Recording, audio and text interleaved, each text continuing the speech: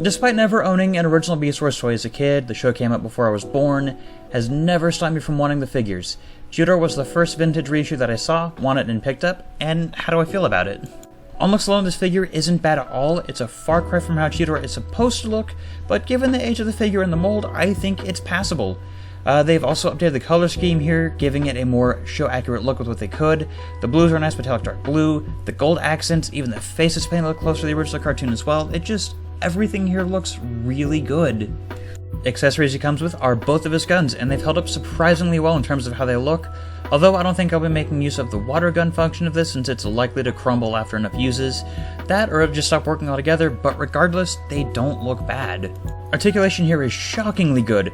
This is almost on par with modern figures with how well it poses, only really lacking wrist and ankle tilts, but if I didn't have the Netflix Cheetor, this would be a fairly solid stand-in, but I have that version, so, this is only going to go on the vintage shelf.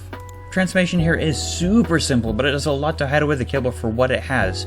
Seriously though, the way this guy transforms is genius for the time, and I'm surprised Kingdom didn't take cues from this figure, or the Masterpiece. The Beast Mode is, he is a chunk of a cheetah.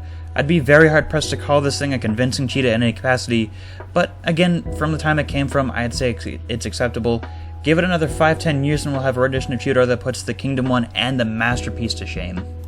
Overall, very good figure for its time. I will say though that it does appeal to a certain type of collector, as not everyone will be a big fan of Beast Wars for varying levels of reasons.